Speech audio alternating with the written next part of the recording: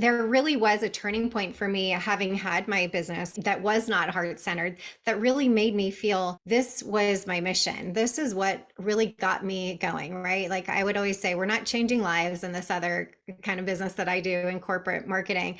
But over here, we actually are, right? With life coaching, it was more around the mental health and whatever people were going through. And then the last 7 years with fertility. And it really does make a difference for you if you're showing up in a way that you feel this really is making a difference to somebody. And of course, you can do that in marketing as well. That's just not, that wasn't my path per se. And that's where, for me, it really is such a shift in the way that you show up in every aspect when you know that this is kind of your baseline, right? This is what helps drive you every day. Of course, money matters, but also it doesn't really matter when you're able to walk your walk and talk your talk and know that you're exactly where you're meant to be.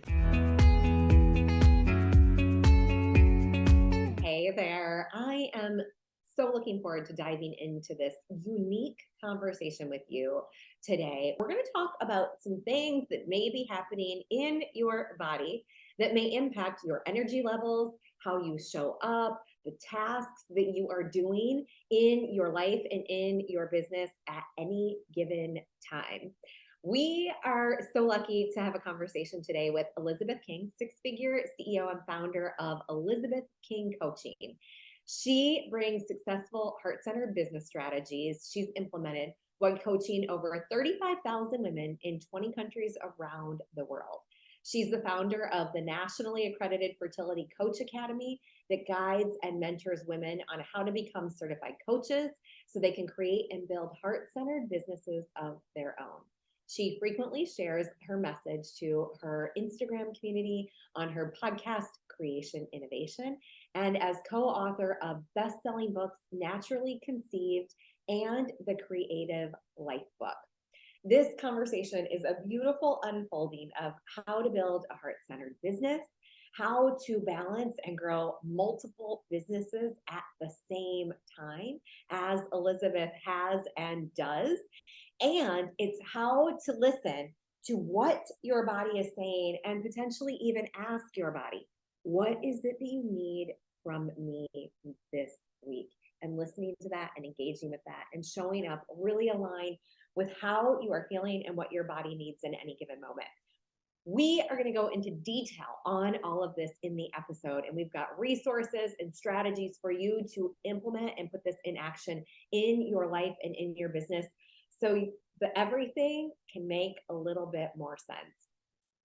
I cannot wait to hear what you think of this. Definitely let me know in the reviews or find me on Instagram at Amber McCue to connect on this deeper and share your thoughts about this journey and the strategies shared in this episode.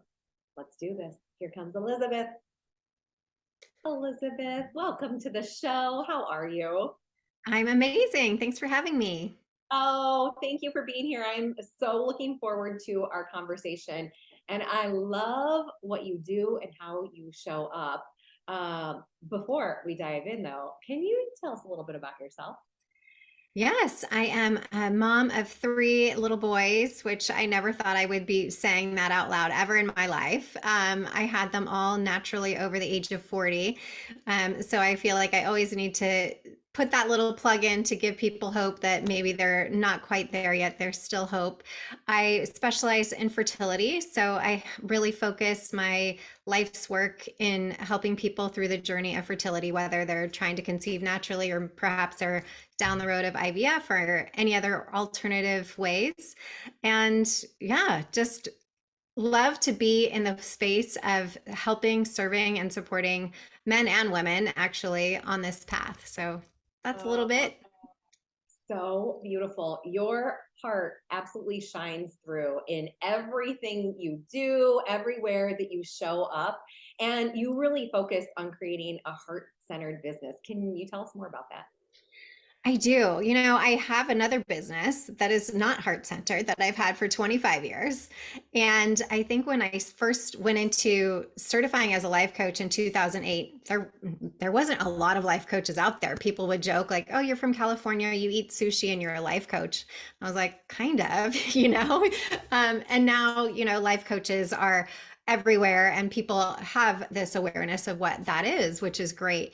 But there really was a turning point for me having had my business prior that was not heart centered, that really made me feel this was my mission. This is what really got me going, right? Like I would always say, we're not changing lives in this other kind of business that I do in corporate marketing, but over here we actually are, right? We in before it was with life coaching, it was more around the mental health and whatever people were going through. And then the last 7 years with fertility.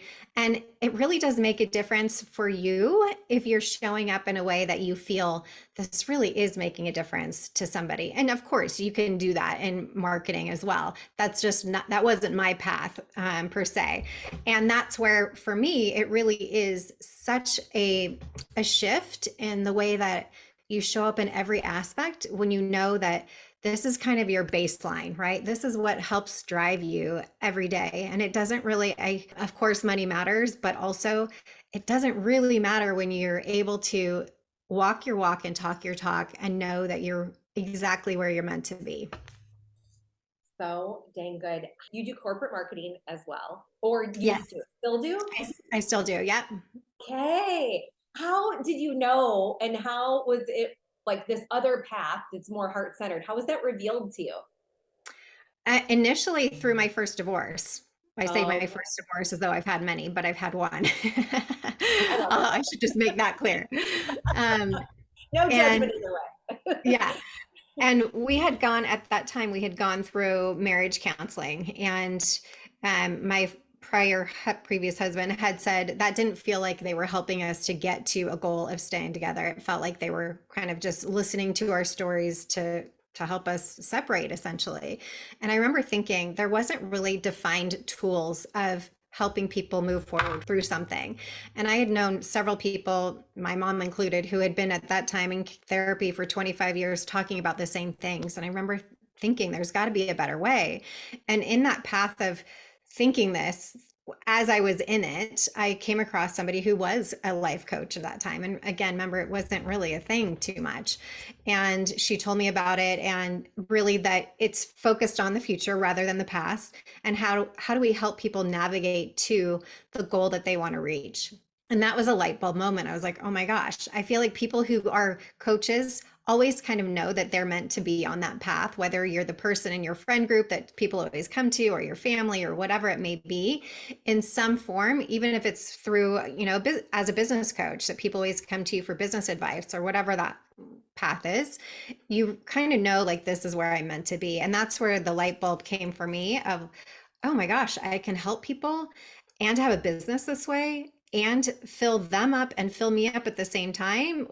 This is amazing, right? So I went on that path for many years before I got on my own fertility journey, and then recognized, wow, this is an area that is very unsupported, and really needs to be lifted up, and a fact that of knowing that people are not alone on this journey.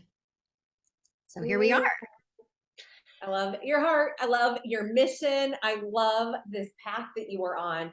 And, we, multiple business owner here as well. And I'm so curious, how do you find yourself balancing multiple things? Two different businesses, very different streams of marketing and like very different. How do you balance that? The word balance, I don't know, is there ever really such a thing? I've kind of come to the acknowledgement and exception that that's probably not anything as balanced. And I think there's certain days that are harder than others, right? Sometimes I'm, back to back from, actually today was 6 a.m. I was on a newscast talking about egg freezing. And then here we are, 8:30, and I'm all the way down. It could be back to back for fertility, but it also could be back to back, changing up whether or not my team can be on another call. And you quickly have to shift. Some days it's easier than others, depending on, the energy of what you're meeting about or who you're meeting with, etc. And some days it's just really easy and in a flow. And after you do it for a while, I think it starts to become easier. It just depends on, each thing that is in front of you, right? Sometimes there's stuff that's pretty heavy to switch over. And, I find myself, oh my God, one minute I'm talking about miscarriage loss and how to conceive again. And then my next hour call is about launching a product that is software related, like it's very different. I spend most of my days now, though, in the fertility sector rather than in the marketing, which I'm happy to say, but there are times where I have alternating days of meetings and things like that. Yeah, you have also, as you think about spending more time in the coaching space, you have coached over 35,000 women in 20 plus countries. That is not a small number, which leads me to, in my head, your business model design. And how do you support a container for, oh, and over time, of course, but 35,000 women? How did you build that space in that container to support and serve at that level? Well, in the coaching sector, it really is a matter of scaling through group coaching and figuring out how to collaborate with other groups, software companies, apps, whatever, that hold their own container of curated people that you're serving within there, right? And that's really how we've been able to reach such a broad scope, is because we've been lucky enough to have those opportunities to reach out through other avenues that we tap into their markets as well, and therefore in turn get to touch lives of many, many people throughout the years. That's pretty incredible. So partnering with people who already have a platform built up for what you also deliver and serving them in a different way than what the partner does. Correct. Right. Because it's a little bit of a tiptoe, because you don't want to overstep on these partners, right? Once they've asked you to come on board, you don't want to kind of start to do your own thing. So it seems like you're in competition with the people that just have asked you to serve as their fertility expert, right? And serve their own community, which is such an honor to be able to come in and serve somebody else's community that's already intact, essentially, right? But really also figuring out how do you then market to them from your own business as well, so that you can take that on to continue to grow that on a different level, right? So that's where a little bit of that, tweaking the funnel, so to speak, as to how do we transition that, and where does that come in to say, we're selling them one-on-one coaching or something else, maybe, perhaps they came in as a conception client trying to conceive, and now unfortunately they're on this side of IVF. Now maybe they went from natural to ART, which is artificial reproductive technology, to perhaps they've suffered a loss, so then we help support them through that. So it just kind of depends on how we kind of take them from where we initially came in contact with them to where they come into our world, essentially into a different level of coaching. Wow. How, as you were building these relationships, how did you find these partners? Honestly, a lot of them have found us. And I think part of that is just being out there and showing up in effect of, this is what we do. And whether you are, it doesn't really matter where you're at on this, in life, but this collective of women, there are now 1 in 6 worldwide that are going through this, right? So there's a lot of different avenues from our kind of niche of fertility that it touches. And so we can talk to corporations that have women that are, lacking in their productivity because they're so concerned about their fertility, so how do we help the corporations in order for them to have their women workforce to be more productive when they're through that time of that era of their life, right? So there's a lot of different avenues that people have reached out to us to ask to partner. And then also if there's something that we really feel in alignment with, so if there's a supplement company or something that we know that they're building their brand and they have their own community, sometimes we'll reach out to them too to say, hey, would you be open to having a fertility expert, because we know that we're kind of in alignment with the same customer that you guys have as well, and this would be a great resource for you guys to offer to your existing clients. Pretty incredible. I'm loving this. And as you think about the journey and the path you were on, corporate marketing layered in Mhm. coaching in a very niche way. Um, what guidance would you give to someone who's saying like, okay, I may need to add coaching on, right? Or I may need to make this official, or I need to expand into this space. What Yeah. led you there? What process? How did you become and learn the coaching models? I mean, I went through a certification. So, in the United States, anyway, there is only one really regulation, the International Coaching Federation, that regulates coaches. So, you would see quite a few coaches out there that may not be ICF coaches, which is fine. It doesn't mean that they're not a good coach, but there's also a lot of other kind of privately owned certifications that are out there.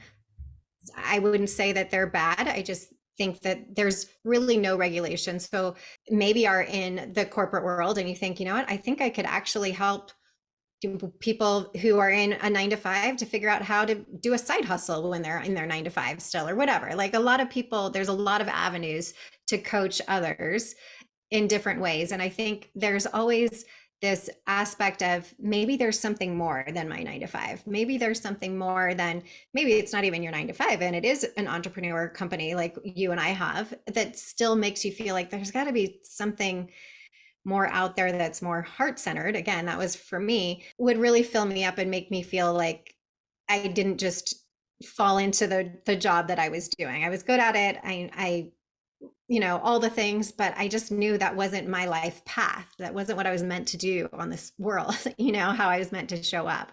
And I think there's a lot of avenues that people can get into coaching that is a really easy lift. It doesn't have to be some big thing. So find a coaching program out there. It doesn't have to be a big certification, but learn the tools to hold the space to there are certain tools in coaching, no matter what niche you fall into, that can help you help somebody else. And I think that's a really good place to start is just kind of getting that baseline of how do you even start to coach and what does that look like? So this also leads me to wonder if you think about the tools and the resources available, to learn to coach and to learn to juggle all of the things that you do and have. You share and talk a bit about using cycle syncing to sync Yes. business strategy with our cycles. I am absolutely Mhm. dying to know more. Yeah. So I think that this is kind of something I wouldn't, it's not new by any means, but it's definitely trending, which I think is really cool because it's one of those things that right now people are starting to talk about it more. And eventually, again, back to corporations and whatnot, will understand it's important for us to recognize that women work differently than men and different times of our cycles. Women have 4 different phases of the cycle. And for most of us, we're taught you have your menstrual cycle and there you have your period and that's it kind of thing. And then there's much more to it than that. And there's so many ways now and apps and amazing education out there that can help you to figure out for your particular cycle how you work during that phase. So that could be, everybody's cycle is different. So traditionally we're told people are on a 28-day cycle. Not very many people are actually on a 28-day cycle. That doesn't mean there's anything wrong with you. For me, example, I'm on a 24-day cycle. So my times are going to be a little bit different than somebody who's on a 28. So if I track that cycle, I will be able to know the times through that I want to be more creative, that I want to be more social and do my networking, that I want to do more podcasts, that I want to put myself out there versus other times in my cycle that it's time for me to slow down a little bit, like right before I'm going to start my period. And then definitely during that bleed of the period that you want to say, okay, I'm going to just go inward. As they say, your napping will actually be your sport and exercise during that time. It's really important to figure out what is perfect for you and your body during that time. Even the type of foods that you eat will change during your cycle. And you'll have that awareness. A lot of people will say, oh, I'm craving sweets because I'm about to start my period, right? So if we are feeding our bodies the certain types of food that it requires to balance those hormones going into the accurate cycles, then you won't be craving those things as more and you will feel more you're showing up in a way that's honoring what's happening in your body, right? And that our cycle is known as our sixth vital sign because it really does tell us about the health of our body, not only our body, but our mind and how all of those things are connected. Because a lot of times people will say, oh, you're just hormonal. Well, okay, if that's true, and or you're having painful periods, we want to know why. That means something is off, and we can try to balance that. Even seed cycling, having certain seeds during the time of your cycle. Day 1 through 14 helps to increase the estrogen. Day 14 to 28, if you're on a 28-day cycle, would help increase the progesterone. And even that will help to regulate how your body is physically feeling and mentally, because you're naturally giving your system what it needs and kind of tweaking that to give it that extra estrogen or progesterone at the right times of the month.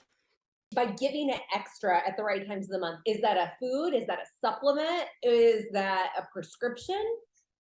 So it depends. I would say definitely not a prescription unless you have something, specifically going wrong and you need to be having extra estrogen or progesterone at the right times. I would say, as a side note, low progesterone is pretty common for people who are having miscarriages and things like that. So if you are having losses, I would say you might want to check on your progesterone and see if your doctor can give you progesterone prior to conceiving so that your body can hold that embryo once you do conceive. But seed cycling is natural. It's just ground up seeds. It's sesame and sunflower seeds at the 1 through 14, and pumpkin and flax seeds 14 to 28. And both of those, or I shouldn't say both of those, all four of those really give your body that natural, boost of the hormones that it needs during that time. So you can put that in smoothies and yogurt and granola. I put it on like enchiladas and regular food, so it just depends on what it is that your body requires. So incredible. You meant literal seeds. I was thinking like you're Oh, dropping, like planting some sort of seed. Like, what are no, literally you? consuming seeds. Oh Yes. my gosh, that's Yes. so easy. I tracked my cycle for a long time and I was pretty good about it, pretty consistent. And then something happened in the world and I felt a little bit less comfortable putting my data Yeah. into an app. What do you recommend? And I've been way off in tracking, but things are happening. And I'm like, oh boy, I should probably be tracking this. Where Yeah. do you recommend, like, where is it safe for us to track this so that the data is not used in ways that we would not want it to be used? Yeah, so definitely check out any app that you're using. Most of them are very hypersensitive to the information that women are sharing there. So they are keeping that data private, but you certainly want to make sure of that. Um, if you choose not to do any sort of app to help you cycle in that way, you can always do your basal body temperature. That is going to help you to identify what's happening there. Now, that's not as easy as, most people of other technology that's out there, but if that's something that you kind of have a fear around with the privacy data and everything like that, certainly that's kind of the tried and true way to do that. And you can download a chart, a basal body temperature chart online really easily and just mark it every day. You'll see what's happening there. And it'll also help you to indicate if it's too low or your cycles are too long or too short. You're going to want to try to bring those into the right amount of time, because that kind of again signals that something with your hormones is off, and you'll want to get that in alignment as much as possible so that you can be creating healthy eggs and therefore a healthy Oh baby. my gosh. No more babies on my end. I've got three girls as well. Oh, And as much I'm as they sorry. beg for, I'm like, not, no. I hear you. But with the three boys, I was wondering. I still observe and check out my heart. Like I feel it, all the 100%. things you're talking about. Yeah. And Yeah. energy levels up, Yes. down, consistently down for a while. Oh, there's something to watch here. Yes. Um, but And I the think that's the misconception as well, Amber, is that I'm not having children anymore. So I'm not like, that's not my world, but actually it is, because again, that sixth vital sign is telling us that the health of our body, right? So most people are like, oh, I'm just going to get a hysterectomy or just going to do whatever. And actually, that monthly bleed really tells us so much about our body and what's happening. And so, as much as it's, not fun and it's kind of a pain, it really does help us to identify what's going on. And I would argue in a different way, even more so as we get older, tracking those hormones and making sure that we're still in balance and what we can do to keep them as balanced as possible keeps us healthy, right? So you see people that look, you're like, gosh, they look so good for 60 or whatever age they are, right?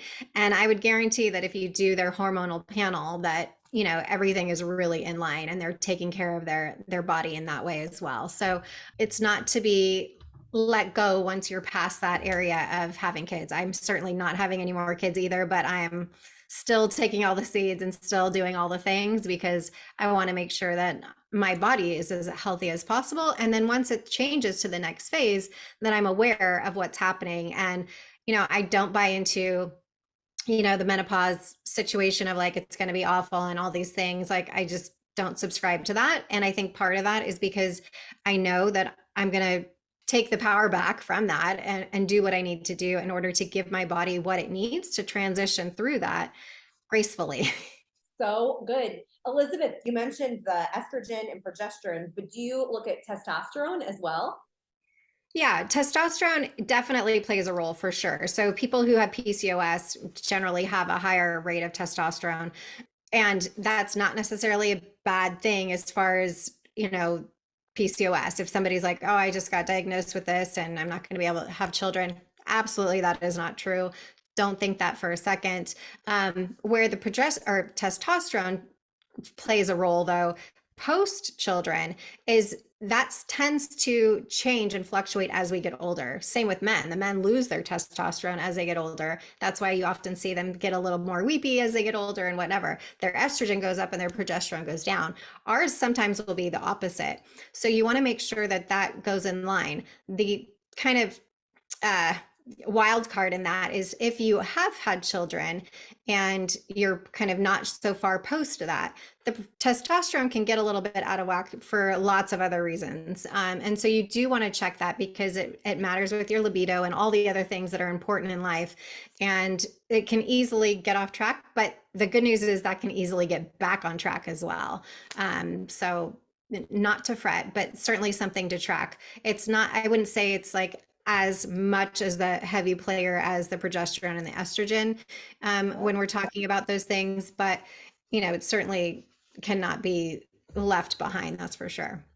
Incredible. One other technical question that I just can't get out of my head. So there must be someone that also needs to hear this. You said the basal body temperature. Yes, so there's certain thermometers that measure like point by the point one type of measurement versus a regular thermometer that you might get. Well, you still get this at the pharmacy, but you will want it to be at basal body temperature. And because Okay. the slightest increase, if it's a 0.5 increase, can tell you that, whether you're ovulating or not ovulating or what's happening in your body. And that's why when you're trying to track your hormones, you want to make sure, again, that it's by the percent degree that it's tracking for you. And that's why you want to make sure if you buy a thermometer at the pharmacy, it's a BBT, basal body temperature, rather than a regular thermometer. So good. Elizabeth, I have taken so many notes. I am going to start seed cycling. I got to start tracking some things again. Yeah. This has been so incredible. And do you find as you track things, overall, I go through seasons where I just feel like I'm in a slump. But when you're tracking this, you can better, and the supplements that you have to align with it, supplement the seeds and Yeah. other things, I'm sure, to align with all of it. Does it bring your entire well-being to a better place? It makes sense of the world sometimes, right? Like we were talking about the new moon before we started recording, and it's the same type of thing, right? You're like, oh, okay, that's why I'm feeling this way, right? Oh, okay. It just puts the puzzle pieces together, I would say, as far as the bigger picture of what's happening. Like that's why I don't feel like meeting my friends for dinner tonight because of how my hormones are, right? And you never really understand that those things equate to one another. But once you're in that regular period of cycling, then you're like, okay, I know I'm going to do my big like brain dump with my team this week because this is when all my ideas are coming. This is when I'm going to be best suited for that. And this is when I'm going to like need to retreat, and like everybody's going to go off and do their tasks of what we talked about, because like I all my creative juices are have kind of left the building right now because my body is doing something else. And so it just makes sense of things when sometimes life doesn't make sense. And I think we're always kind of looking for those missing puzzle pieces and everything in our life to be like, oh, okay, that's why I'm feeling this way, or that's why whatever's happening. So I do think that it makes a big difference in just understanding ourselves. You know, you said something there as you were thinking about, okay, here's where my energy is. Now it's creative. And then all right, we've got it all out. Team will go to work on the tasks or we'll shift gears. And I thought, oh, but what if we're not in sync as a team? Or what about my team, like my colleagues cycle? And then I remembered we so often sync up cycles and how incredible the whole design of all of this is, that, oh, this cycle thinking kind of makes sense. Yeah, and it shouldn't be something that we're not talking about. I think most times people would say, "Oh, I can't work today," or "I'm not going to school today because I just started my period." But that's really all they talk about as far as their cycle, right? Is like, I don't feel good, or I have cramps or whatnot, rather than, okay, I'm in the luteal phase. What phase are you in? Are we tracking in alignment really? Or are we super off? And even if you're super off, that's okay. Again, it's just a matter of kind of meeting somewhere else where they're at to be like, okay, maybe she's not feeling it this week because she's, getting ready, and or having the understanding that maybe somebody does have something like endometriosis or something else that really, is extremely painful. And to that point, please be open to talk about that, because we want to be empathetic to those things that you are out of your control. And it's not just like, oh, she's having bad cramps.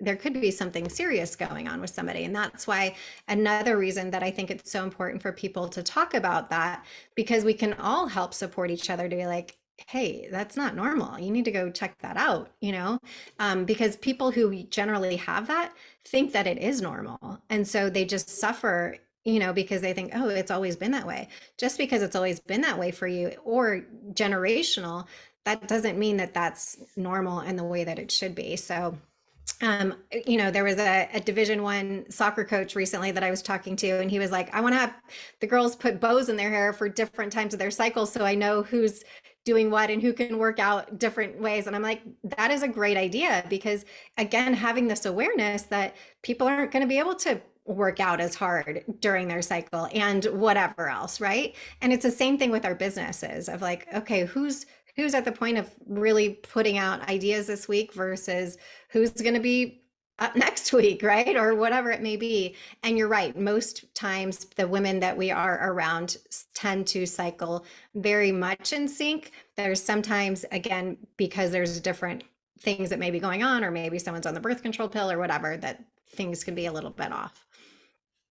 So good. Okay, Elizabeth, we have talked about so much, from building and following and building your heart centered business all the way through to cycle thinking, which pulls through that empathy and your heart for people. If we were thinking about this and people wanted to, okay, I've got things going on, I want to start using this cycle tracking too as I am building my heart centered business also, what are the first steps that people start to take? I think really getting in tune with your cycle of that. So, are you on a 28-day cycle? Are you not? When are you ovulating? What are the signs for ovulation? Again, we're not taught that in school. So, do you have cervical mucus? Do you not? Those are all signs of, again, your health, of what's happening, and you should be having all of those things at the right time. Again, there are so many apps out there that help you to navigate that process, to kind of give you that signal of, this is what you're checking for right now. This is what you need to be doing. One that is super popular that I love as well is MyFlow. Again, I will just always say the caveat: make sure that you look at all the data privacy things, make sure that you are in alignment with those. Most of them are, because of the fact that you're putting in health information. So they're very aware that they're serving a community that they're putting in medical data. So I would say for the most part, they're all good, but certainly check that out for yourself. And then start to do that. What is my food this week? What am I shopping at the grocery store for? What is my work schedule going to be like? Who am I meeting with? Who am I clearing my schedule for this week? Because I'm not going to be feeling up to that. Just really honoring your body and where it's at, and kind of taking that as its own entity of what is it that you need from me this week. And you will be in amazement of how your body starts to show up for you in all kinds of ways. Again, in that creative brain way, all the way down to how you're working out and what you're doing in that regard. And really, in the same time, figuring out, is there any red flags that I need to be aware of? Do I need to be advocating for myself with the doctor to say, something's not right? I thought I was ovulating, but maybe I'm not, or, whatever else may be going on. Incredible. I know that you have so many resources on so many of these topics out there. So point us in the right direction. Where do people find you? Where do you recommend people go to continue this journey? So you can find us at elizabethking.com. We also are on Instagram and TikTok at the official Elizabeth King. We have a podcast as well, the Creation Innovation, where we talk to other business owners as well as some people that are still on their fertility journey and or in that fertility industry to get information around that. So lots of different resources. You can always ping us directly. Happy to answer any specific questions that people may have, and would love to help support anyone on the journey. You are incredible. Thank you so much for being here. Thanks for having me.